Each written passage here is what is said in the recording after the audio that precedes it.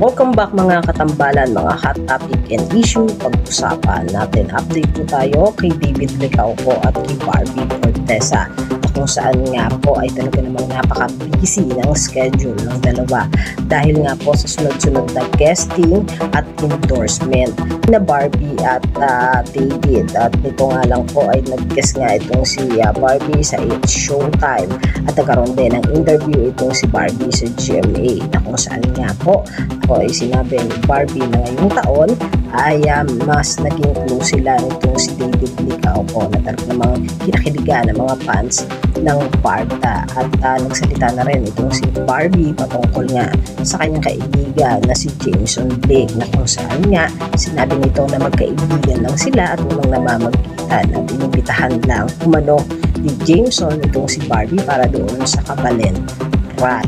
Samantalang si David Licao po naman po ay naging busy rin dahil sa sunod-sunod na endorsement dito na ipinost naman ng aktor sa kanyang social media account. Makikita naman talaga na napakagwapo ng isang pambansang Ginoo sa mga endorsement niya, na nito nga lang po ay bagong ambassador itong si David ng Taco Stories at ng BPI, na talaga naman lutang na lutang talaga ang kagapuhan ng isang pambansang Ginoo. Hindi lang pambansang Ginoo, kung hindi pambansang endorsement na rin ayon sa mga fans itong si David.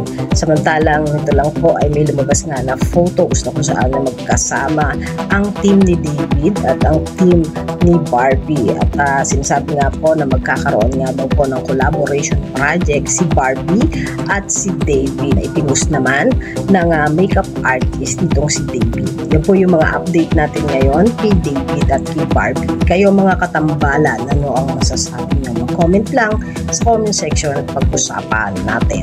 Yan ang mga hot topic and issue dito lamang sa Tambalang JK.